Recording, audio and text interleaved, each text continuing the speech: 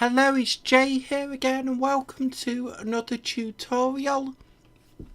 So in this lesson we're carrying on with the opponent AI and we're going to fill out another function, but first we'll need to create a couple of variables. So the first one I'm going to create, you can make this of type public, of type float, let's say opponent walk speed. I'm going to make this equal to 1 to begin with.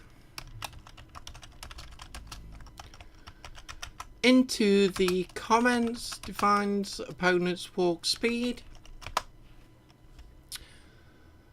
And we'll need to create another animation, so public animation clip underscore, and we're going to say opponent walk anim,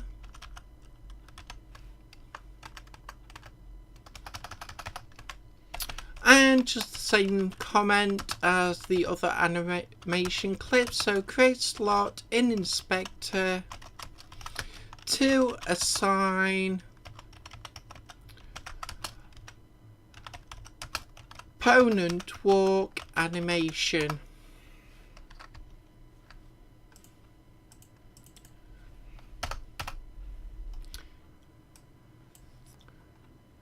And of course we already have the vector 3 for the opponent move direction, which we're going to need in this lesson. So let's come in the enum and we need to create another state. So we'll say walk towards the player,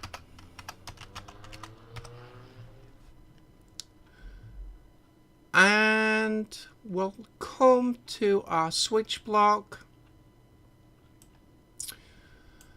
And of course you can put these wherever you like. I'm going to keep the advance and retreat together, so I'm just going to copy and paste that one.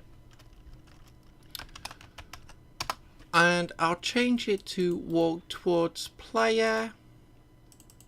Copy and paste that in there.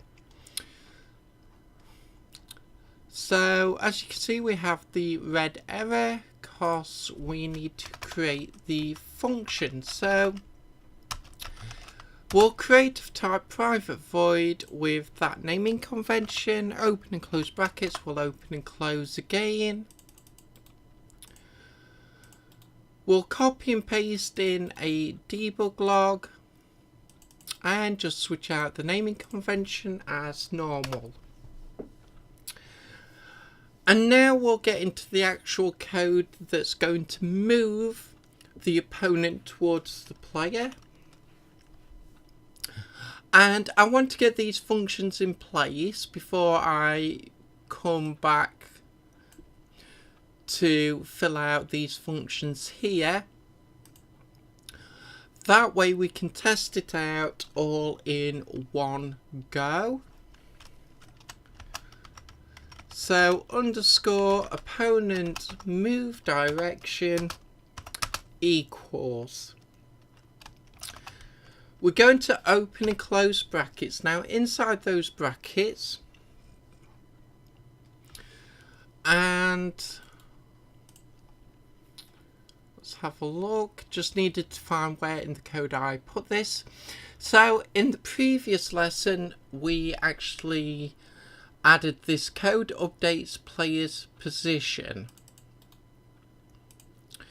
So we're already saying that's equal to a new vector 3, which is players 1's transform on each of the 3 axes. So we'll say underscore player's position minus, and it's going to be the opponent's transform position, which you can just put as transform dot position, and we'll come outside the brackets now. We're going to say times the opponent, and of course we want the walk speed, the variable we've just created. So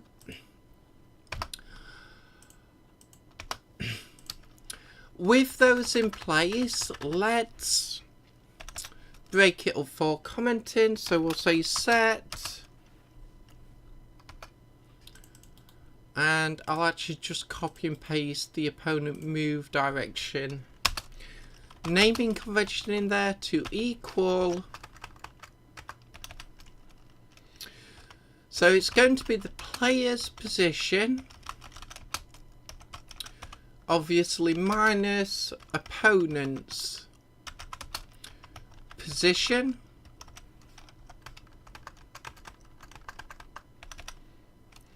by the opponent walk speed.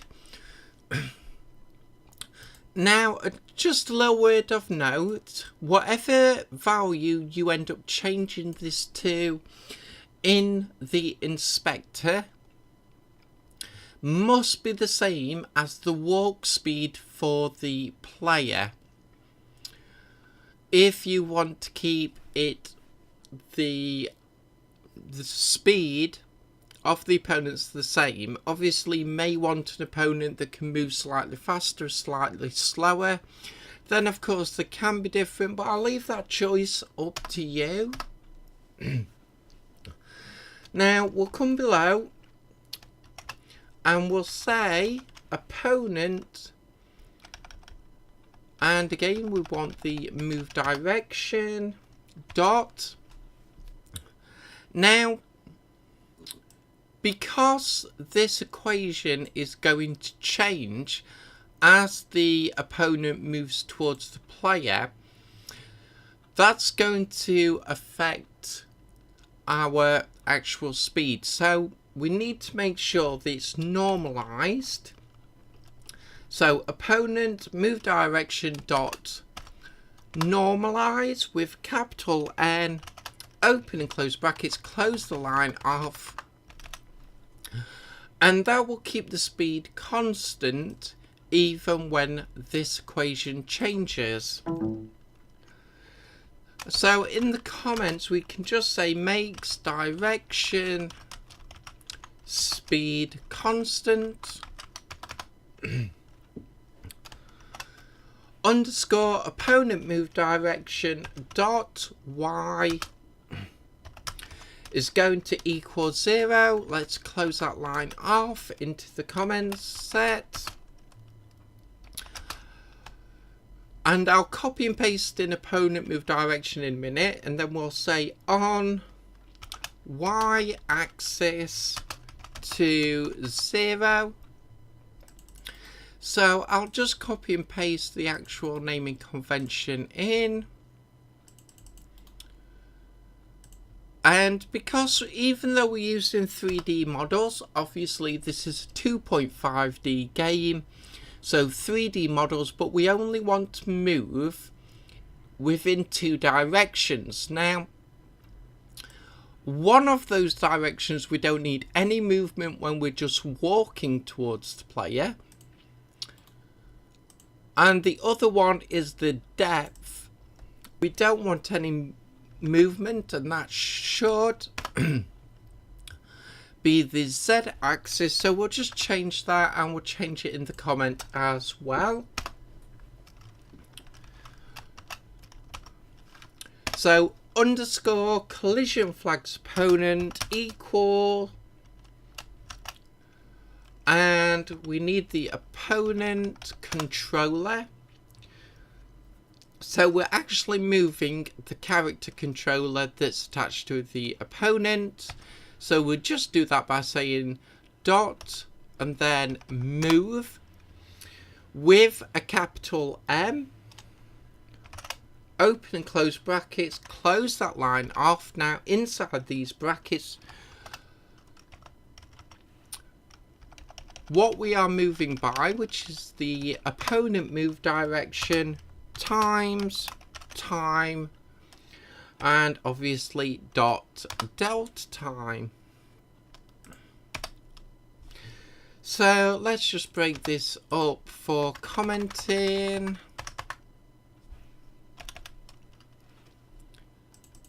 Collision flags opponent equals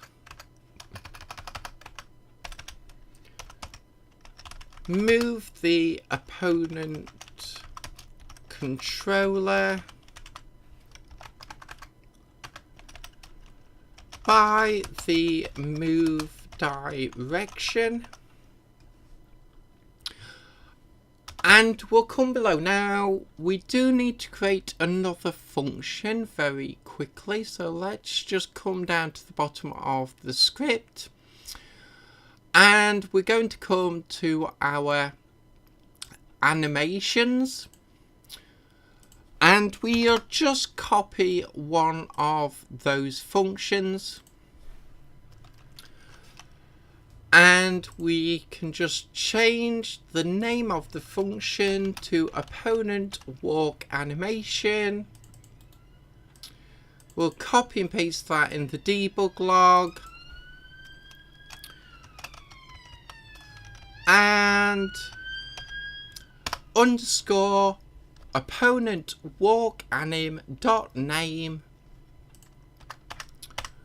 which is the naming convention we gave it at the beginning of the video. Crossfade in walk animation, and now we can come back to walk towards player, and we'll just call that new function. So opponent walk animation, open and close brackets, close the line off into the comments, and we'll just say that we're calling that function.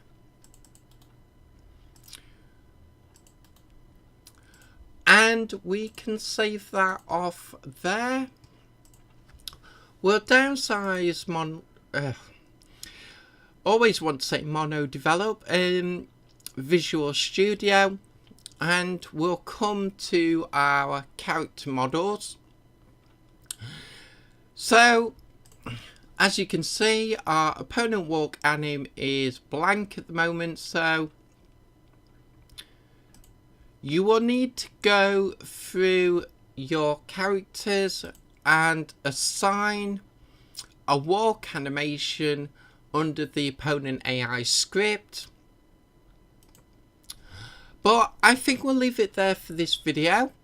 So please make sure you've assigned all your walk animations before continuing, and we'll pick this up in the very next lesson. So as always, I hope you enjoyed this video. I hope to see you next time, and until then, as always, bye for now.